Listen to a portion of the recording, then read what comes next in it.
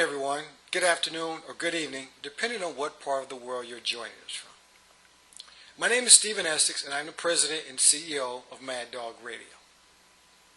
Today, I would like to discuss with you something that has been an emerging technology for the last 28 years, and how that technology can apply to the classroom. I'm not referring to computers, iPads, or Kindle books. What I'm referring to is the cell phone. Before we get started, let's take a look at the phone in general and look at its place in history. It all started back in 1876 when an inventor by the name of Alexander Graham Bell uttered those famous words, "Watson, come here, I need you."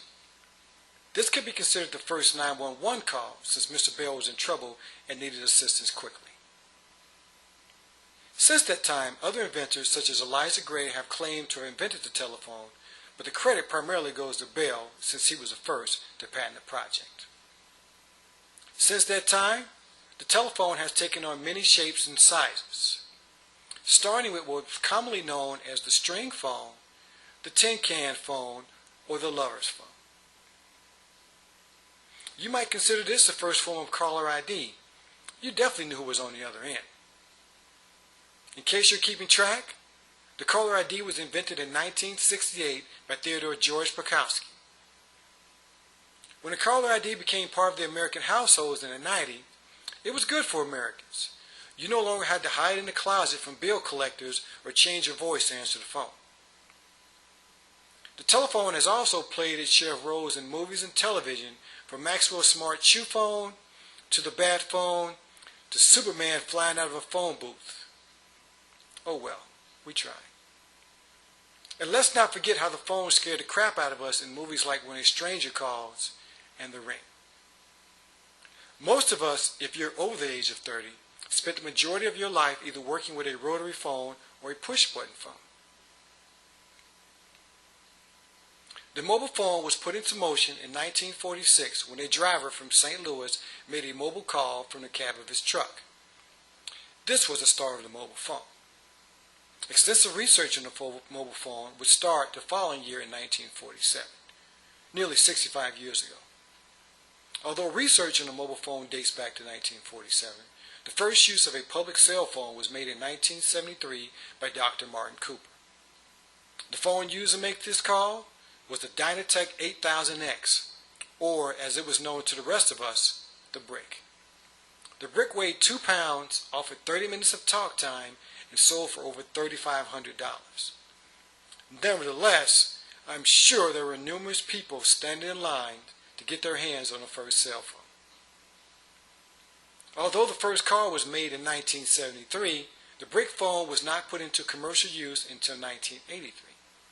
It would still be a number of years before the cell phone became mainstream with millions of subscribers. Today, there are more cell phone users than there are landline users.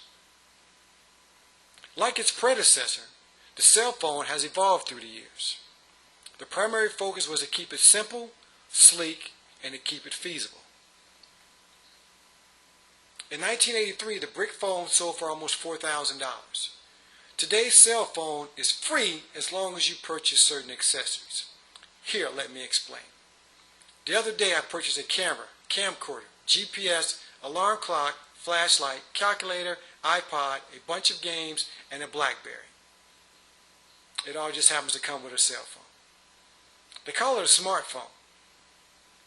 This is similar to saying that I bought an engine and it came with a car. How can something like this help you in the classroom? Probably more ways than I have time to explain. With the ability to download Kindle books, you have a tool that will assist you with your reading programs. It can assist you with math as well. The other day I asked my phone, that's right, asked my phone, what's the square root of 5,776? The phone replied with a "give me a second," and quickly responded with the correct answer. By the way, it's 76. How can it be used in a classroom? Depends on the teacher instructing the class. There are an array of apps ranging from working with math, science, history, and teaching someone a new language. It all depends on you. The possibilities are endless. Until we meet again, thanks for joining.